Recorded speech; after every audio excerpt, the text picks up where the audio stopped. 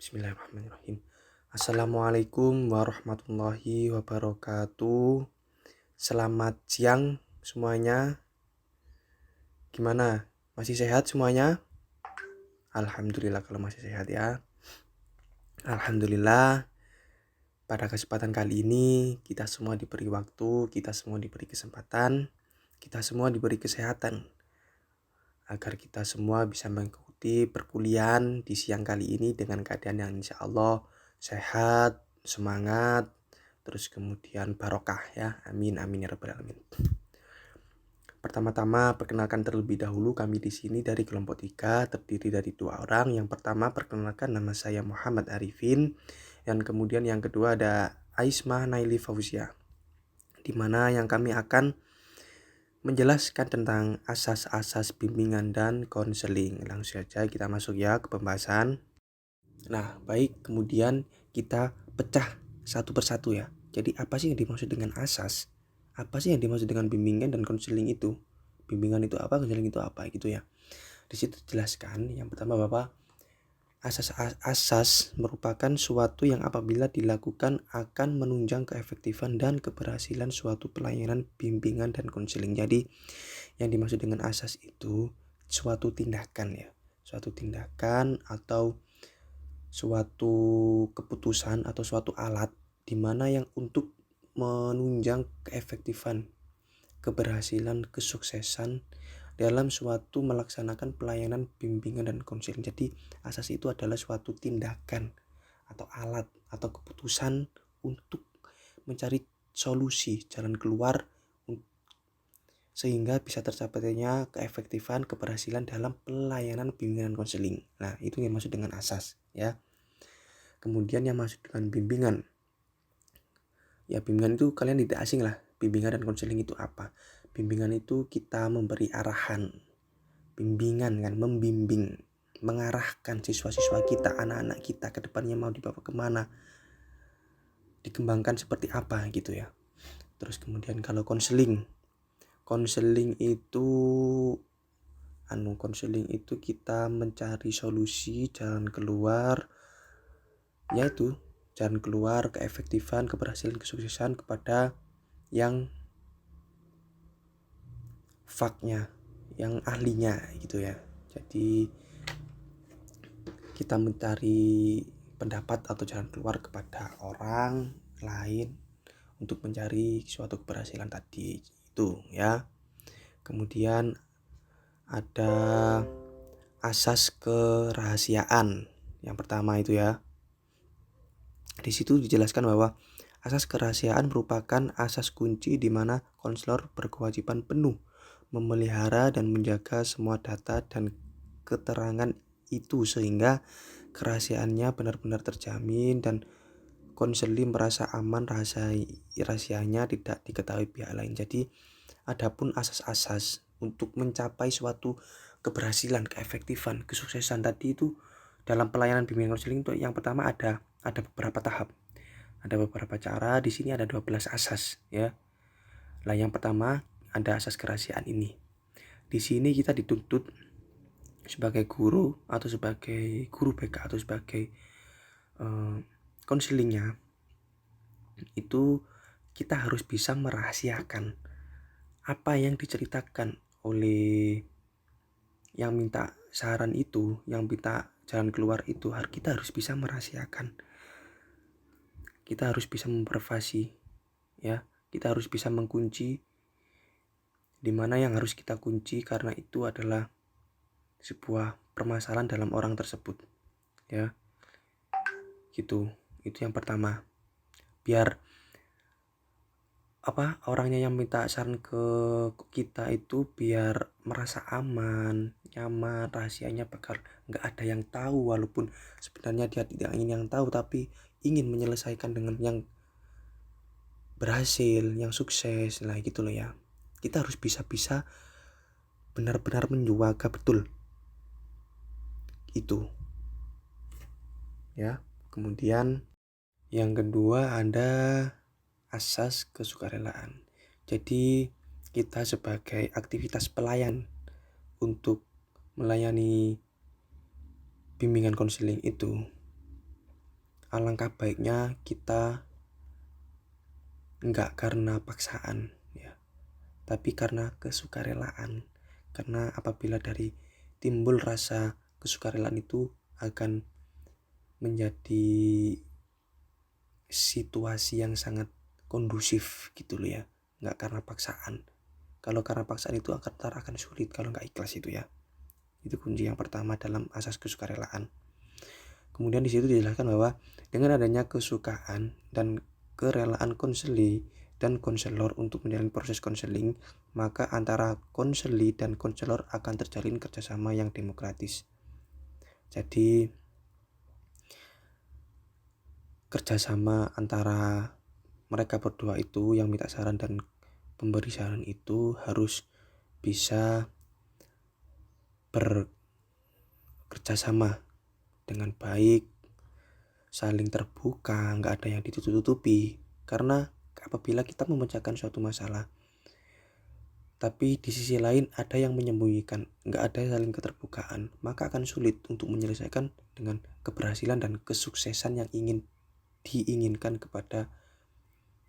diinginkan oleh orang tersebut ya. Jadi kita harus bekerja sama segimana mungkin untuk bisa baik, kerjasamanya itu bisa baik, misalnya keterbukaan, kejujuran, semua kita tuangkan di situ ya. Nah, kemudian yang ketiga ya, di sini ada asas keterbukaan. Di situ dijelaskan bahwa merupakan asas bimbingan dan konseling yang menginginkan kondisi dalam proses konseling bersifat terbuka dan menjauhi kepura-puraan ya. Tadi sudah saya singgung-singgung di dua asas kesukarelaan, misalnya kita harus bekerjasama dengan baik, misalnya kayak apa tadi yang saya jelaskan tadi ya, yang di kedua. Yang ketiga ini yang diinginkan oleh yang memberi saran itu dan yang meminta saran itu harus terbuka, dituangkan semua, jujur, gak ada pura-puraan di antara untuk menyelesaikan masalah ini ya. Itu yang diinginkan kuncinya di sini, terutama dalam memberi keterangan ataupun menerima informasi ya. Misalnya ada informasi apa yang ingin diselesaikan itu seperti apa, kemudian masalahnya seperti apa, semua harus terbuka. Dan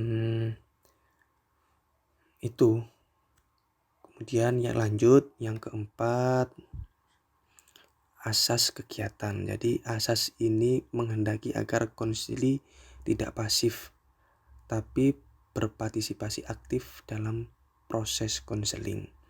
Nah, jadi asas kegiatan ini dituntut untuk orang itu yang mau, siswa itu yang ingin menyelesaikan masalah itu harus aktif, gak boleh pasif. Jadi misalnya kita sebagai guru ingin tanya tapi nggak sedetail yang diinginkan beliau, jadi nggak ketemu masalahnya. Jadi siswa itu harus aktif memberi informasi atau menuangkan semua keluhannya, harus dituangkan semua. Jadi biar enak gitu loh ya. Kemudian yang kelima ada asas kemandirian.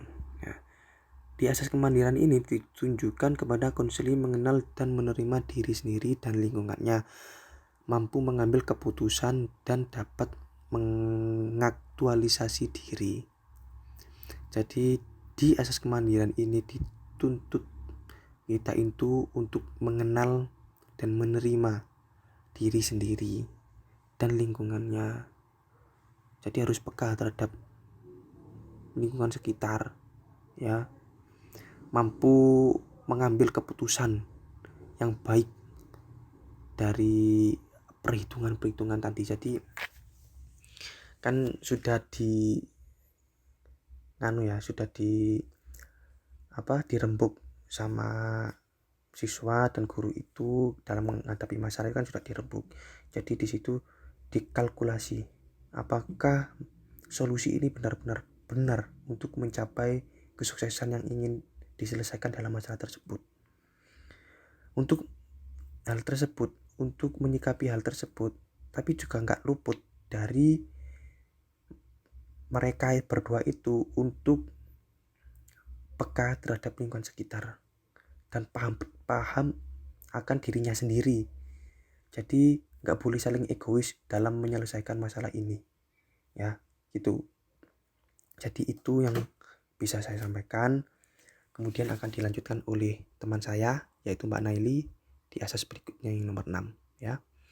Apabila ada salahnya, datangnya dari saya sendiri, dan apabila ada benarnya, datangnya dari Allah Subhanahu wa Ta'ala. Sekian, wassalamualaikum warahmatullahi wabarakatuh. Baik, perkenalkan, nama saya Aismah Naili Fauzia. Di sini saya akan melanjutkan penjelasan mengenai asas-asas. Yang keenam ada asas kekinian. Jadi, asas ini berangkat dari pernyataan bahwa konseling bertitik tolak dari masalah yang dirasakan konseling saat sekarang atau saat ini.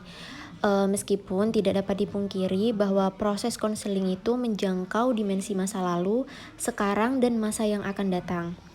Sejumlah masalah yang dihadapi konseling acap kali bersumber dari rasa sesal terhadap peristiwa yang terjadi pada masa lalu, dan terkadang ada ketakutan dalam menghadapi apa yang akan terjadi pada masa yang akan datang, sehingga ia tidak mengerti dengan apa yang harus dan mampu untuk dilakukan pada saat ini.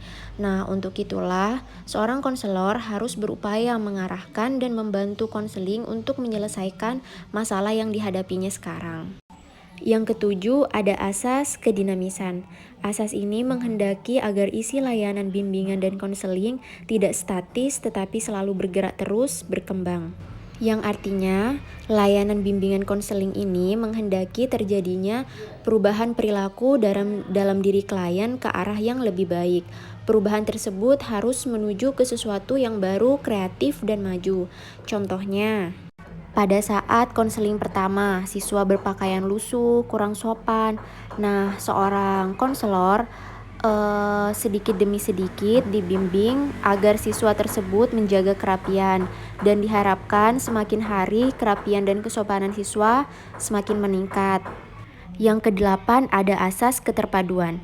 Layanan bimbingan dan konseling yang dilaksanakan konselor atau pihak-pihak lain hendaknya ada kerjasama saling menunjang, terpadukan, dan harmonis. Jadi di sini hendaknya konselor mampu bekerja sama dengan pihak lain. Contohnya seperti kepala sekolah atau guru-guru. Nah, jadi bisa saling membantu dan saling mengerti agar bisa memecahkan masalah yang dihadapi oleh pihak konseling atau siswa. Yang kesembilan ada asas kenormatifan. Nah, asas ini menghendaki agar semua kegiatan bimbingan dan konseling didasarkan pada dan tidak boleh bertentangan dengan nilai dan norma yang berlaku. Nah, asas ini juga bermakna bahwa seorang konselor tidak boleh memaksa si konseling agar menerima dan memakai norma dan nilai yang dianut oleh konselornya. Yang ke-10 ada asas keahlian. Asas ini menghendaki agar layanan bimbingan dan konseling diselenggarakan dengan menggunakan kaidah-kaidah profesional. Yang artinya di sini layanan bimbingan konseling dilakukan oleh petugas yang ahli. Nah, sehingga layanan yang dilakukan akan menimbulkan hasil yang baik. Yang ke-11 ada asas ahli tangan. Asas ini menghendaki agar konselor menyadari keberadaannya dan keterbatasannya. Jadi, layanan bimbingan konseling ini harus dilakukan berdasarkan kemampuan masing-masing petugas yang lebih mampu atau lebih paham. Dan yang terakhir ada asas Tutwuri Handayani. Asas ini menghendaki agar layanan bimbingan dan konseling secara keseluruhan dapat menciptakan suasana yang kondusif yang penuh dengan keteladanan dan rasa aman. Contohnya, guru harus mengupayakan ruangan, suasana yang dapat membuat si siswa atau si konseling dapat nyaman untuk bercerita, untuk mengemukakan masalahnya, gitu. Baik, sekian penjelasan dari kami, semoga bermanfaat. Dan apabila ada yang ingin ditanyakan, mari kita diskusikan bersama melalui via WhatsApp. Wassalamualaikum warahmatullahi wabarakatuh.